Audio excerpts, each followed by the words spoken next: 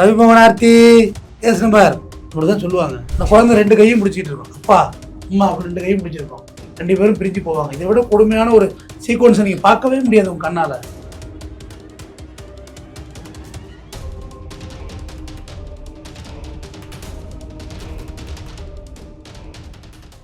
Hi viewers, இன்னைக்கு நம்ம இன்டர்வியூல நம்மளோட இணைஞ்சிருக்க சிறப்பு விருந்தினர் சமூக செயற்பாட்டாளர் மற்றும் குற்றவியல் வழக்கறிஞர் திரு ஆர் சமரதன் அவர்கள். வாங்க அவரோட பேசுவோம். சார் வணக்கம். சார் வணக்கம். கெனிஷா, ஆர்த்தி, ரவிமோகன், இந்த பிரச்சனை ரொம்ப பூமாய் போயிட்டு இருக்கு. இதுக்கிடையில சுஜாதா விஜயகுமார் அவர்கள் ஒரு பிரஸ் மீட் கொடுத்திருக்காரு.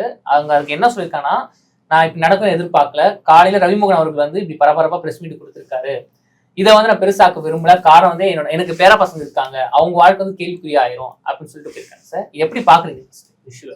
ஆக்சுவலா இது நெட் எடுக்கிறதோட பைலோன் நெட் எடுத்துருக்கலாம். ஏன்னா அவங்க தான் இந்த ஃபீல்டு.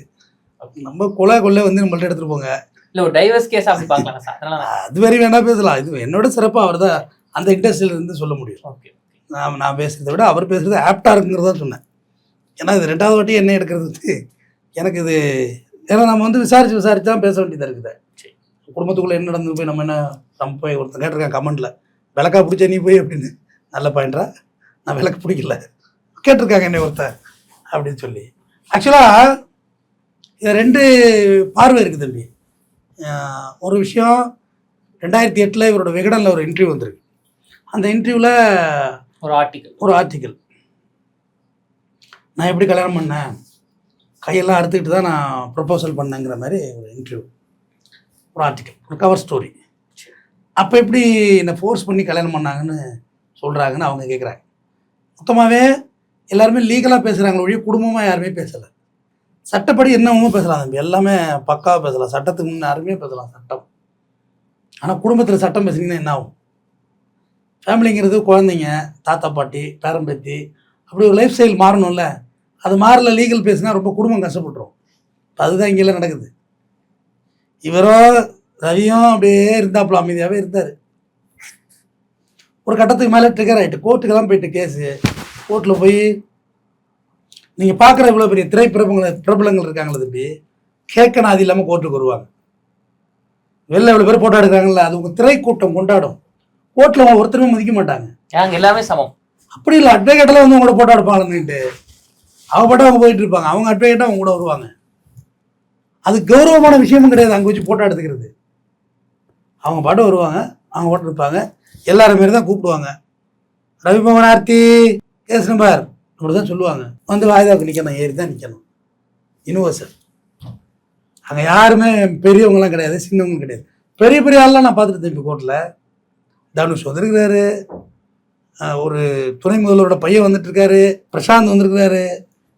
அங்கே அப்படியே போயிட்டுருப்பாங்க, அவங்க பாட்டு போயிட்டுருப்பாங்க, அவங்க பாட்டு போயிட்டு எல்லாம் போயிட்டுருப்பாங்க. பட் இவங்க அவங்க அம்மா ஆர்த்தியோட அம்மாவோட பேட்டி, அதுதான் இப்போ புதுசாக வந்தது, சுஜாதா விஜயகுமார். விஜயகுமார் என்ன பண்ணுறாரு? வீட்டில் இருக்காரு, எங்கே இருக்காரு சொல்லுங்க, தெரியலையே. அவர் அவங்க பேர பசங்க பார்த்துட்டு இருக்காங்க. அப்படி எடுத்துக்கலாம். இவர் ரவிமோகன் அவர்கள் நான் தான் என் பசங்களை பார்க்க விட மாட்டேன், என் பசங்க நான் ஃபீஸ் கட்ட 50,000. ஆனா இவங்க என்ன சொல்ல, அவர் சொல்றாரு. இவங்க என்ன சொல்றா, அது எப்படிங்க முடியும், அவரெல்லாம் பாக்குறாரு, அப்பதான் இவங்க சொல்லியிருக்காங்க. இல்லை இடையில ரவியோட பேட்டியோட பார்த்தேன், காசு இல்லை கையில், அவ்வளோதானே அப்படிலாம் பேட்டி கொடுத்தாரு. என்னடா அப்படி சொல்கிறாரு, காசுலாம் இல்லைங்கிறாரு அப்படி சொல்லி. இவங்க லேடிஸும் அதுல் சுபாஷ் மாரி ரிவெஞ்ச் எடுத்துடுறாங்கப்பா, பயல்களை உண்டுலன்னு பண்ணிடுறாங்க. அதுல் சுபாஷ் சூசைட் பண்ணிட்டார்லப்பா கர்நாடகாவில். அதுலேருந்து எனக்கு பெண்கள் மேலே ஒரு சப்போர்ட்டிவெல்லாம் பேசுறது இல்லை, எனக்கு பெரிய அபிப்பிராயம் இல்லை. ஒரு மனுஷனை டார்கெட் பண்ணுறாங்க, எப்படியாவது உண்டு இல்லைன்னு பண்ணிடணும். பட் ஃபேமிலியில் அதுமாரி எப்படி பார்க்க முடியும்?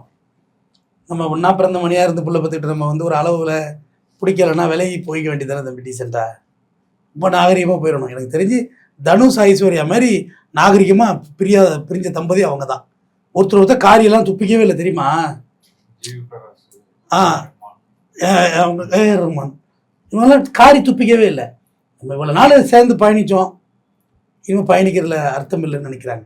ஆனால் எனக்கு ஒரு விஷயம் புரியலை, எப்படி நம்ம ஒரு 20-25 வருஷம் ஒரு குடும்பம் எடுத்துக்கிட்டு அவங்கள எப்படி பிரிகிறது? அதுவும் எனக்கு ஒரு பெரிய கேள்வியாக தான் இருக்குது. பிடிக்கல தான் 100% சரியாக இருக்க முடியாது. நம்மளும் 100% சரியாக இருந்தால் ரோபோ தான் இருக்கும், தெரியுதா? ரோபோ இருக்குல்ல, ரோபோ சோல்ஜர்ஸ் ரொட்டேஸ் ஒரு கேட் அப்படின்னு துத்துதில்ல தலை. 100% எப்படி ஒரு பொம்பளை சரியாக 100% எப்படி இருப்பாங்க? சில எம்புவாங்க, ஞாபகம் முறையில் உப்பள்ளி போடுறாங்க குழம்புல, சில உப்பு போட மாட்டுறாங்க, சாப்பிட உட்காந்த பிறகு மிக்ஸி அப்போ தான் அரைப்பாங்க, பிள்ளைங்க டிவியை ஃபுல்லாக சவுண்டு வைக்கும், ஒரு புள்ள கக்கா போயிட்டுருக்கோம், பால் பொங்கி அடுப்போட போகுது, எல்லாமே இருக்குது எல்லார் வீட்லேயும். அப்படி இருந்தால் தான் அது குடும்பம். அப்படி தான் இருக்குது. நம்ம நினச்ச மாதிரி எல்லாம் இருக்காது. டிரைவர் நேரத்துக்கு வரமாட்டாங்க. ஆஃபீஸுக்கு வந்தா நான் நினச்ச மாதிரி எல்லாமே இருக்குமா? இவங்க அலுவலக பணியாளர்கள் இவங்க இருக்கலாம், சம்பளத்துக்கு வேலை பார்க்குறவங்க இருக்கலாம், உறவுகாரங்க எப்படி இருப்பாங்க? சார் உறவுகாரங்க எப்படி இருப்பாங்க கேட்குறீங்க. ஆனால் ரவிமோகன் அவர்கள் வந்து அந்த குடும்பத்தோட முன்னாள் மாப்பிள்ளை கூட்டிட்டு வந்து பக்கத்தில் உட்கார சகலா முன்னாள் சக அவரே சொல்ல என்னோட எக்ஸ் ப்ரோ அப்படின்னு என்ன சொல்றாருன்னா, நீ இவரே கேட்டுக்கோங்க, அந்த குடும்பம் என்ன பிரச்சனை, இவர் தப்பிச்சு ஓடிட்டாரு, நான் லேட்டா போனேன் அப்படின்னு. ஆனா அதுக்கு அவங்க அத்தைகிட்ட கேட்கும் போது, இல்லைங்க அவருக்கு வந்து பிரசாந்த் அவர் பேரு, அவருக்கு திருமணமாகி இப்போ ஆல்ரெடி 2 குழந்தை இருக்கு, நான் அவரை பத்தி பேச விரும்பினா அந்த பொண்ணோட வாழ்க்கை கெட்டு போயிடும் அப்படின்னு சொல்றாங்க சார். இல்லை அவர் வந்து இல்லா உட்காந்து பேட்டி கொடுக்க வர்றாருன்னா பார்த்துக்க வேண்டியதானே. இந்த விமர்சனம் வருங்கிறது தெரியாதா? அப்போ வேற எதுவும் பிரச்சனை இருக்குது தம்பி. நான் நிறைய இடத்துல பார்த்துருக்கேன். மிடில் கிளாஸ் குடும்பங்கள்லேயே பொண்ணு வந்து கட்டி கொடுத்துட்றாங்க தம்பி. கட்டி கொடுத்துட்டு ஒரு குழந்தை கூட பிறந்துருது, அதுக்கு பிறகு அந்த பெண்ணுடைய தாய் வந்து அந்த பெண்ணை வீட்டுக்கு கொண்டு வந்துடுறாங்க. அந்த புள்ள பேர் பார்க்க வர்றாங்களே தம்பி, இந்த குழந்தை பிறந்தோன்னு ஒரு 7ஆம் மாதம் அழைச்சிட்டு வருவாங்க. அந்த வயிறு பெருசாக 7ஆம் மாதம் தெரியல, அதெல்லாம் பார்த்துருக்கீங்க. மகப்பேறு காலத்தில் வந்தோன்னே திருப்பி அனுப்புறதே கிடையாது மருமகன் வீட்டுக்கு. அதை இதையும் பேசி அவதூறு பண்ணி கான்ட்ரவர்சி ஆக்கி வந்தால் நான் புருஷன் அவனை பார்க்குறது வரல பத்தியா அப்படின்னு விதைச்சி வீட்டோட வச்சிடுறது. ஏன்னா அவங்களுக்கு தேவை, ஒரு ஹவுஸ் மேட் தேவைப்படுது, வீட்டில் காய்கறி வெட்ட சமைக்க ஒரு ஆள் வேணும் தேவைப்படுது தாய்க்கு. எல்லாரையும் சொல்லல தம்பி, ஒரு 10% பீப்புள்ஸ் இப்படி இருக்காங்க. என்கிட்ட ஆதாரம் இருக்கு, நான் எல்லாமே பார்த்துட்டு தான் பேசுகிறேன். அவங்க என்ன செய்கிறாங்க, அந்த நான் இந்த வர்றாங்கள டிவோர்ஸ் பண்ணணும் ஹூன்ட்டு வருவாங்க தம்பி. அப்படியா அப்படியா அப்படியா அப்படியா நீ கொஞ்ச நேரம் வெளில இருங்கம்மா, கொஞ்ச நேரம் வெளில இருங்க அப்படின்னு சொல்லி, இது உங்கள் அம்மா கொடுத்த ஐடியா தானே அப்படின்னு டக்குன்னு கேட்டேன். இது உங்கள் அம்மா கொடுத்த ஐடியா தானே அப்படின்னு. இல்லையே சார், அவனோட வாழ முடியாது சார். அவன் வேலை பார்க்குறது எங்கே வேலை பார்க்குறான், எத்தனை மணிக்கு எப்படி வர முடியும், ஐடியில் வேலை போகிறான், நைட்டு ஃபுல்லாக வேலை பார்த்துட்டு காலைல தூங்குவான், எப்படி வந்து தூங்க முடியும் உன்னோட, உன் விட்டு தான் உங்கள் அம்மா மதிக்குதா அவங்க அப்படின்னு. சில அங்கே நடந்த பிரச்சனைகள் யூகிச்சு கேட்டேன் தம்பி. தப்பாக கூட இருந்தால் தப்பாக இருக்கும், ஆனால் யூகிச்சு கேட்டேன், அம்மா மதிக்குதா, மதிக்க மாட்டாங்க. அப்புறம் வேற என்ன நடந்துச்சு, இல்லை ஒரு நாள் பேசக்குள்ள போதையில் பேசுன மாதிரி இருந்துச்சு, எங்கள் அம்மா ஹிட் ஆகிட்டாங்க, குடிக்காதவங்க தான் பார்க்கணும், எங்கே போய் பார்க்குறது, வேலைகளே போயிருப்பான், தூக்கலத்தோட நாக்கு உளரும், நாக்கு தூக்கலத்தோடு உளரும். ஒரு நாள் இவங்க கேமரா வந்து என்னது 2x வைக்கிறாங்களே தம்பி ஸ்பீடு, அதில் ஒரு ஸ்லோவில் வீடியோ வச்சு எடுத்து எடிட் பண்ணியிருக்காங்க. அந்த வீடியோ எடிட் பண்ணியிருக்காங்க. அது ரொம்ப குழகுலன்னு ஆகிட்டது வீடியோ. அப்புறம் ப்ரைவேட் பண்ணோம் அந்த வீடியோவை. எடிட் பண்ணாலும் கவனிக்கலை யாருமே, அதை வெட்டிட்டாங்க அந்த வீடியோவை. ஏன்னா ரெண்டாவது நான் பேசுகிறதுல பெருசாக எடிட்டிங் வேலை இருக்காது, ஆரம்பித்து ஸ்டாப் பண்ணி நானாக முடிச்சாதான் உண்டு, அதை நடுவில் வெட்டுறதுக்கெல்லாம் வேலையெல்லாம் கிடையாது. அந்த மாதிரி ஒரு இதெல்லாம் வந்து ஒரு டைவர்ஸ்க்கான காரணமாம்மா, வேறு வேலைக்கான காரணம் இல்லை. ஒப்பாட்டி வச்சுருக்கானா, இல்லை சார் ரொம்ப ஜென்யூன் சார், ஜென்யூன் தானே, அது மாப்பிள்ளை கிடைப்பானா, உன் அம்மா பச்சை கேட்காத, ஒழிஞ்சு போகிற நீ, நாசமாக போகிற வாழ்க்கை, எனக்கு ஒன்றும் இல்லைம்மா, டிராவில் காசை வாங்கி போட்டு கேஸ் நடத்துகிற, ஆனால் உன் வாழ்க்கை பாழா போயிடும் அப்படின்னு சொல்லி 2-3 பாயிண்ட்டை சொல்லி, இந்த குழந்தைக்கு ஒரு அப்பா வேணுமா, பொம்பளை பிள்ளை வச்சுருக்க, நாளைக்கு இது கட்டி கொடுப்பியா நீ, இல்லை உங்கள் அம்மா இன்னொரு கல்யாணம் பண்ணி வைக்குமா, பண்ணி வச்சா இந்த குழந்தைய பார்த்துப்பானா, ஏமா அப்படி இருக்கு, அவர் லைஃப் நல்ல லைஃப் தான்மா அப்படின்னு சொன்னேன். ஆனால் அதுக்கு முன்னாடியே அவன் புருஷனை நான் மீட் பண்ணிட்டேன், வாடான்னு சொல்லி, வாடா நான் தாண்டா அந்த வைக்கலிங்க, வாடா ஏன்னா நடந்தது சண்டை அப்படின்னு அவன் விஷயத்தை பூரா சொல்லிட்டான். நான் ரொம்ப லவ் பண்ணுறேன் சார், இப்படியா சேர்த்து வச்சுருங்க அப்படின்னு சொன்னான். இல்லைன்னா நம்ம எப்படி ஒருத்தவங்களை போய் சேர்த்து வைக்கிறது பேச முடியும். கடைசி விஷயம் இதுதான். அந்த பொண்ணு அப்புறம் என்ன தான் சார் செய்யணும், கீழே ஆட்டோ இருக்கும், புக் பண்ணு, நேராக புதுசை விட்டு போய்ட்டு பிள்ளைய தூக்கிட்டு அப்புறமா துணிமணி வந்து எடுத்துக்கலாம் அப்படின்னு அப்படியே செஞ்சு நல்லா தான் இருக்காங்க. அவங்க 7 வருஷம் ஆச்சு, நல்லா தான் இருக்கிறாங்க அந்த ஃபேமிலி. இது ஒரு 10% வீட்டில் நடக்குது தம்பி.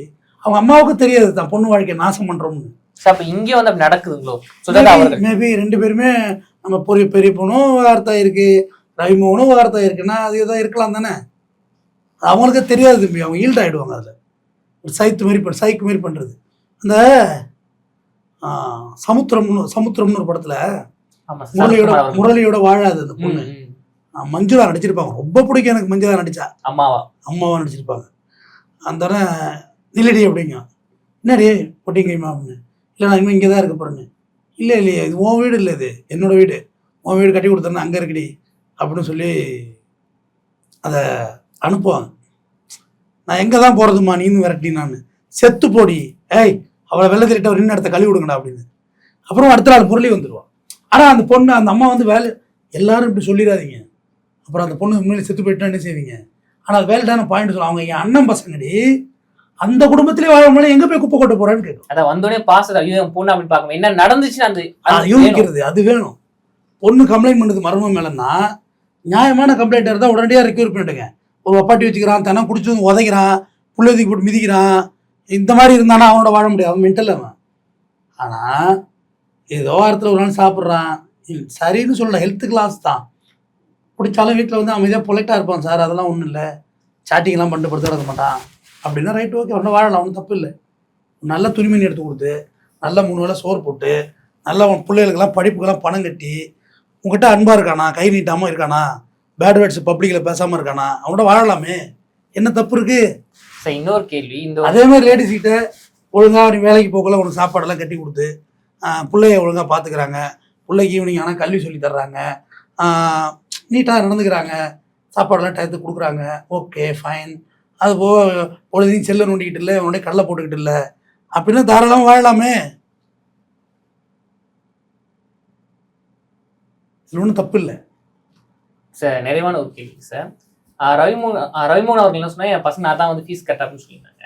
ஆனா இங்க அவங்க பாட்டு என்ன சொன்னாங்கன்னா, இந்த பிரச்சனை பெருசாக்க விரும்பல, காரணம் அவங்க படிச்சுட்டு இருக்காங்க, அந்த பேரனுக்கு வயசு 16 வயசு தான், அவனுக்கு எக்ஸாம் போகும்போது இந்த விஷயத்த பார்த்துட்டு போனாலோ அவனோட மனசு எப்படி வலிக்கும் அப்படின்னு.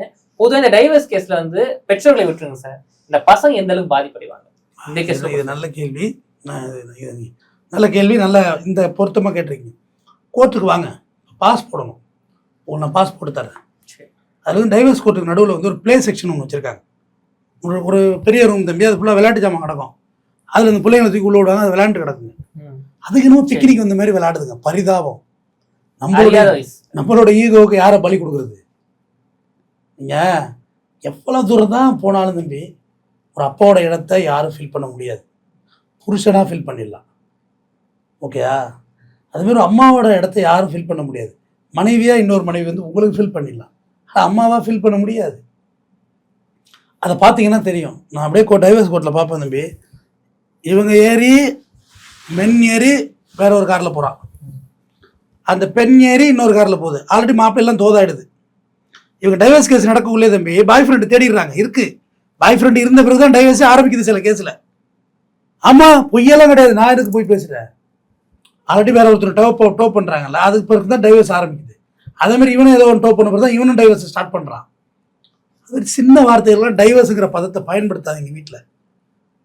உன்னோட வாழ முடியாது, நீ ஒரு பொம்பளையா, நீ ஒரு ஆம்பளையா, இதெல்லாம் பயன்படுத்தக்கூடாது, அது அந்த இடத்துக்கு கொண்டு போயிடும். டைவர்ஸ்னு உங்கள் வாயில் வந்துட்டாலே ஸ்டாப் ஆகாது அந்த வீடு. எங்கள் அப்பாட்ட சொல்கிறாரு, என் அம்மாட்ட சொல்கிறாரு, இந்த லெவலில் தான் போகணும், குடும்பத்துக்குள்ளேயே பேசிக்கணும். அப்போ அந்த குழந்தைய வந்து யாராவது தாத்தா பாட்டி வச்சுட்டு இருப்பாங்க தம்பி, அவரால் வளர்க்க முடியுமான்னு கூட தோணலை. அவர் வயதில் முதிர்ந்தவராக இருப்பாங்க, அந்த பாட்டி முதிர்ந்தவராக இருப்பாங்க, இருடி இருடி இருடி குழந்தை குழந்தை குழந்தைம்பாங்க. அந்த குழந்தை 2 கையும் பிடிச்சிட்டு இருக்கோம், அப்பா அம்மா அப்படி 2 கையும் பிடிச்சிருக்கோம், 2 பேரும் பிரிஞ்சு போவாங்க. இதை விட கொடுமையான ஒரு சீக்வன்ஸை நீங்கள் பார்க்கவே முடியாது உங்கள் கண்ணால். இங்கே வந்து தம்பி சகிச்சு வாடுறது தான் பிறந்திருக்கும், சகிப்புத்தன்மை ரொம்ப இல்லை தம்பி மனிதர்கள்ட்ட. இப்போ உங்களை பிடிக்கலாம் உடனே எல்லாம் காரி கழுவுறாங்க தம்பி, அது எப்படி தம்பி சரி? புசமோட்டையாக வாழ்கிறாங்க, பிடிக்கலன்னா நான் சொன்னேன்ல சில டைவர்ஸு, அது மாதிரி டீசெண்டாக பண்ணிட்டு போயிட்டே இருக்க வேண்டியது தானே, வெளியே தெரியாமல். நீங்கள் அப்புறம் சொல்கிறீங்க டிவியில் பேசுகிறாங்க, யூடியூப் பேசத்தான் செய்வாங்க, அதெல்லாம் காது கொடுத்து வாங்கினா இப்படி. இந்த சகிப்புத்தன்மை ரொம்ப முக்கியம். நீங்கள் கல்யாணம் பண்ணாத பிள்ளை தானே நீங்களாம், கல்யாணத்துக்கு ரொம்ப தேவை என்ன, பணம் காசெல்லாம் கிடையாது, ஜாதி முதல்லாம் கிடையாது, சகிப்புத்தன்மை. சகிச்சு போகணும். உறவுகள்லாம் அப்படி தான் இருக்கும், தம்பினா அப்படி தான் இருப்பான், பிள்ளைன்னா அப்படி தான் இருப்பான், வீடுன்னா அப்படி தான் இருக்கும், இதெல்லாம் சகிக்கணும். ஒரு மாதம் வேலை இல்லைன்னா அவ்வளோதான், என்னடியே உன் மோனுக்கு வேலை இல்லையா, உன் பிள்ளைக்கு வேலை இல்லையா, இது ஒரு பக்கம். எங்கள் வீட்டுக்காரருக்கு வேலை போயிட்டு தெரியுமா உங்களுக்கு, அவங்க அம்மாட்ட அவன் மூஞ்சும் கூறுன்னு தான் வேலை போகாமல் என்னடி செய்யணும். ஒன்றை மாரி தரித்திரியத்தை கட்டினா அவனுக்கு வேலை தான் போவோம். வேலை போயிட்டுனா கவலைப்படாதீங்க, கொஞ்சம் ஜொல்ல இருக்குது, ஃப்ளட்ஜ் பண்ணிக்குவோம், நம்ம வாடகை வீட்டிலேருந்து லீஸுக்கு ஏதாவது போயிடுவோம், இல்லை லீஸ்லேருந்து ஏதாவது சொந்த வீட்டுக்கு போயிடுவோம், நம்ம டேக்கப் பண்ணிடலாம். நான் வேலைக்கு போகிறேங்க, கொஞ்சம் சர்வே பண்ணிடலாம், அதுதானுங்க குடும்பம். அந்த நிலை இருந்தால் கல்யாணம் பண்ணுங்க தம்பி. இல்லைன்னா அப்படியே ப்ளே பாயாக வாழ்ந்துட்டு போயிட்டே இருங்க. அதுக்கெல்லாம் திருமணம்லாம் ஓட்ட முடியாது, ரொம்ப கஷ்டம். அப்படியே இழுத்து பறிச்சு தான் ரன் பண்ணணும். ஸோ அதுக்கு அந்த சகிப்புத்தன்மை இருந்தால் மட்டும் திருமணம் செய்யுங்க. நன்றி.